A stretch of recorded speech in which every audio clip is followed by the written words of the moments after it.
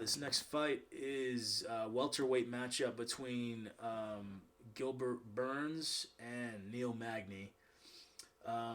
The pick is for me is Gilbert Burns. Gilbert Burns all the way. So we're both picking Gilbert Burns. Thing is, though, he's going up against Neil Magny, and you probably might not have heard of Neil Magny, but Neil Magny, Gatekeeper. yeah, he's one of those guys who he's fought former champions like Robbie Lawler, beaten Johnny Hendricks, another former champion, and he's got a 9-inch reach advantage over Gilbert Burns. 80-inch.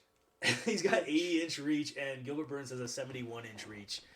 And so keep in mind this is a 170-pound matchup, and an 80-inch reach at 170 is I'm pretty sure it's the longest reach in that division.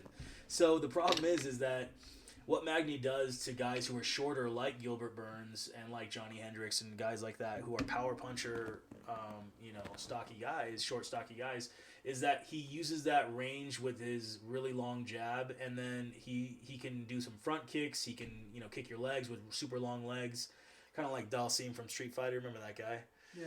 Yeah, the Indian guy who the long punches with his arms and legs across the screen.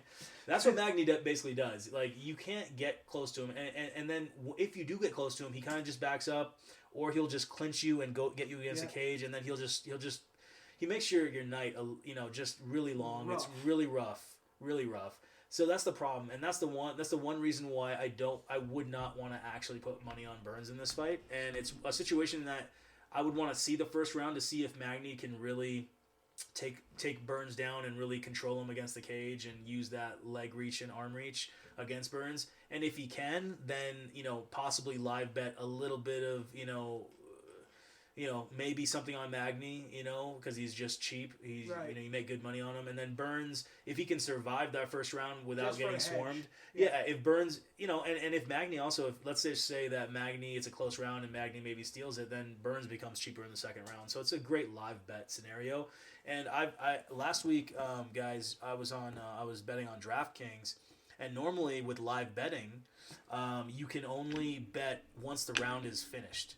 So you can't bet during the round. But guess what? Last week in the Strickland versus Imavov fight, I was able to all the fights, at least on the main card. It was betting throughout all the rounds. So it was amazing, man. Like, you can totally see who's doing better, and then you can get good. Pay attention to the fights, and you'll be able to do things here. For sure, man. Live bet is definitely the way to go, and it's just a little bit of a kind of weird style matchup with Neil having those long arms and legs. So Gilbert Burns' talent is still win picking this fight. Yeah, Magny's one of those guys who's never really broken into the top 5, never probably will, just because he doesn't have much power. But Burns is one of those guys, man. He had a great fight against Khamzat Chimaev. And, a really good fight against Usman, who was the former champion. So, dominant champion, and Burns looked great. So, Burns on another level. So, the pick is Burns, but just be careful about actually putting a bet on it.